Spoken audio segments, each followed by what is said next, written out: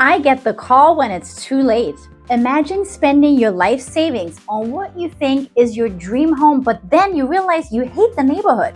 Today I'm breaking down the 3 neighborhoods buyers often regret choosing, and the reasons usually have nothing to do with the house. I'm Melina, Rissone, and I help buyers make smart neighborhood decisions in San Diego based on how they actually live, not just how a home looks during weekend showings.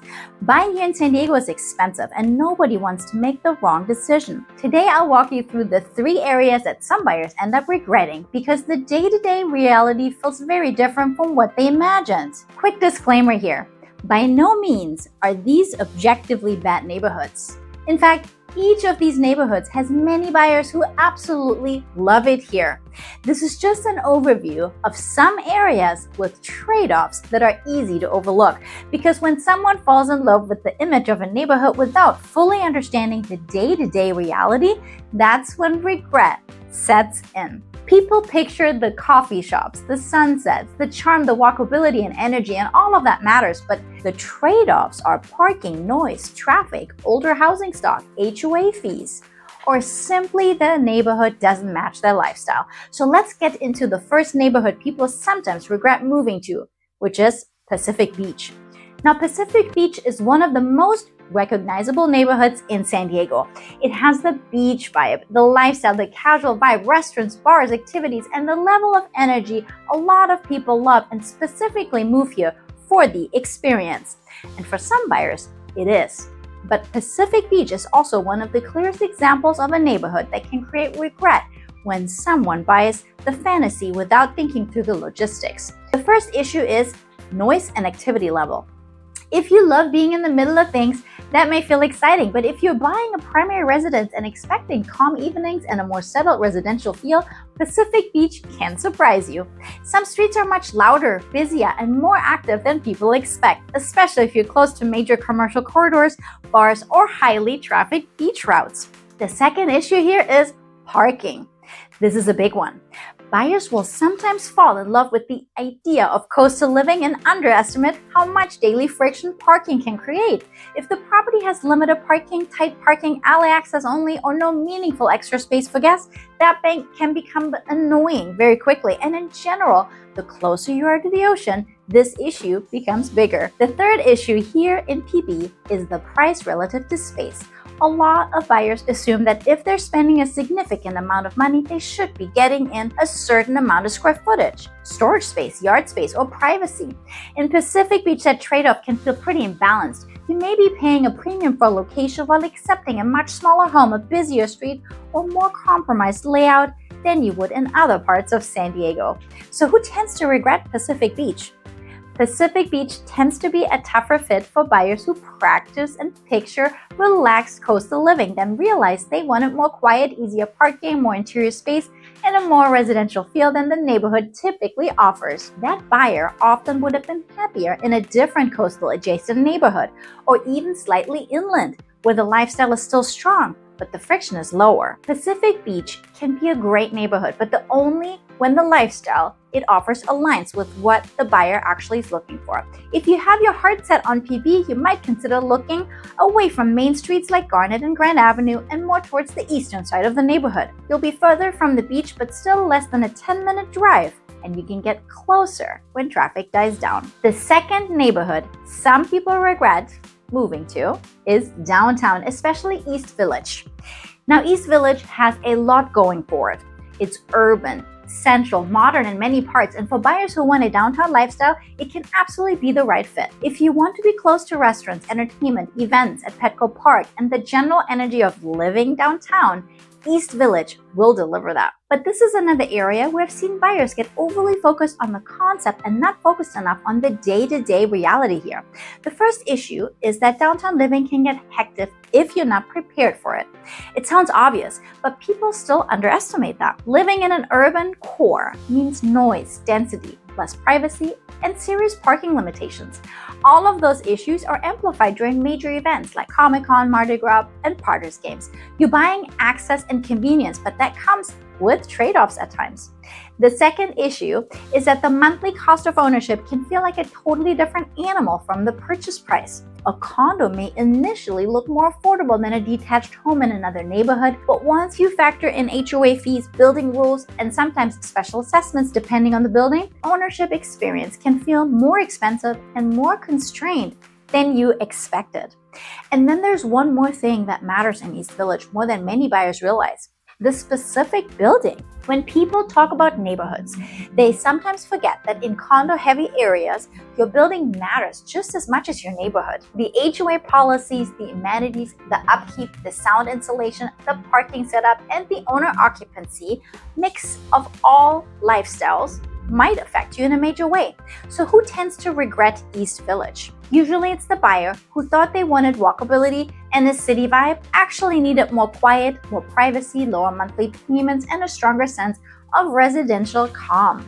Those buyers often would have been better served in neighborhoods that still offer central access but with a softer landing, places where you can still get convenience without fully being immersed in the intensity of downtown. Before I talk about the third neighborhood, if this kind of breakdown is helping you think more about what you're actually looking for in San Diego, make sure to subscribe. I post weekly videos to help buyers and sellers understand how neighborhoods really function in everyday life and not just how they look online. And if you're actively trying to narrow down where to buy, that's something I can help with directly. A neighborhood consultation can save you from months of looking in places that sound good on paper but are wrong for your priorities. Now let's talk about the third neighborhood, North Park.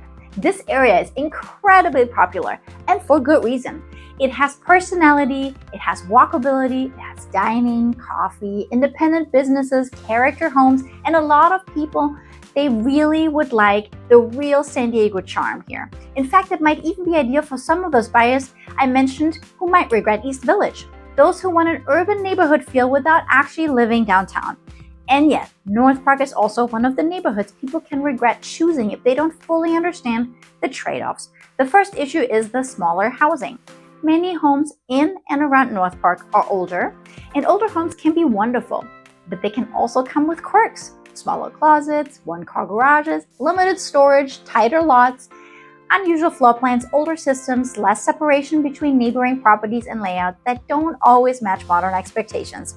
In some cases, that charm that people love is exactly what creates life issues in practice. The second issue is parking and street congestion. This is especially important if you're buying a home with limited parking or off-street parking, or if your household has multiple cars. Buyers often underestimate how much life can be affected by street parking, narrow streets, and having to think harder about logistics than they would in a more suburban neighborhood. The third issue is price relative to condition. In a neighborhood like North Park, buyers can end up paying a premium for location and character while still getting an older property that may need updating, maintenance, or patience. That can be the right decision for the right buyer, but for someone who values turnkey condition, space, storage, and simplicity, that trade-off can create frustration very quickly. So who tends to regret North Park? Usually, it's the buyer who loved the idea of charm and walkability, but actually wanted a more straightforward house, easier parking, more storage, and fewer compromises in the physical property. That buyer often does better in a neighborhood where the home itself is more practical, even if the surrounding lifestyle is a little less trendy or romantic. But this is why I always tell buyers to choose a neighborhood based on how they actually live, not just how a place looks like or feels at glance.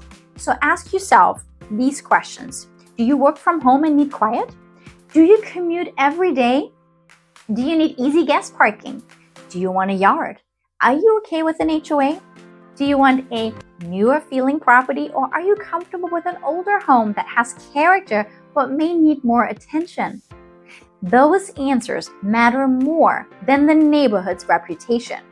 So what should you take away from these three examples I gave? First, popular neighborhoods create some of the biggest regrets because they're so easy to idolize.